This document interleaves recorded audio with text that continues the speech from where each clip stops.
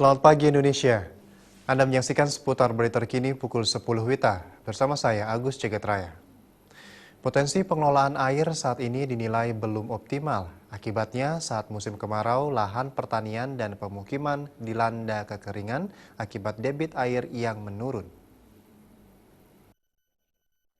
Teknik Unwar sekaligus peneliti sumber daya air dan daerah muara sungai, Gusti Agung Eryani mengungkapkan, potensi air di Bali masih ada, tetapi pengelolaan potensi air belum dilakukan secara optimal.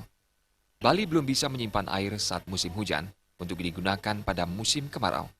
Menurutnya, air permukaan yakni air yang mengalir di sungai sebenarnya cukup dikelola atau dimanfaatkan sebagai air irigasi, air rumah tangga, atau air kemasan. Namun, untuk sementara, potensi air permukaan terbagi.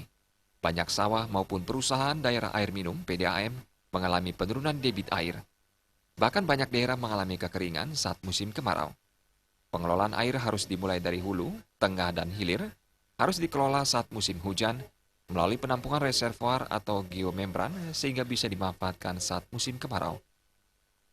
Di saat musim hujan itu mestinya PDAM membuat tampungan atau reservoir dengan geomembran atau geotekstil, sehingga di saat musim kemarau itu masih bisa dimanfaatkan oleh PDAM di daerah areal penampungan air itu, sehingga tidak mengambil lagi air yang di sungai. Itu yang pertama. Kedua, subak-subak mestinya sudah mulai melakukan koordinasi dengan beberapa petani pemilik lahan untuk membuat juga reservoir di saat musim hujan.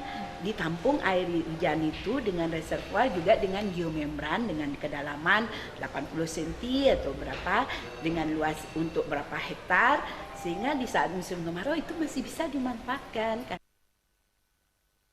Jika potensi air dikelola secara baik dengan menggandeng beberapa instansi dan perusahaan, tidak akan terjadi kekeringan saat musim kemarau.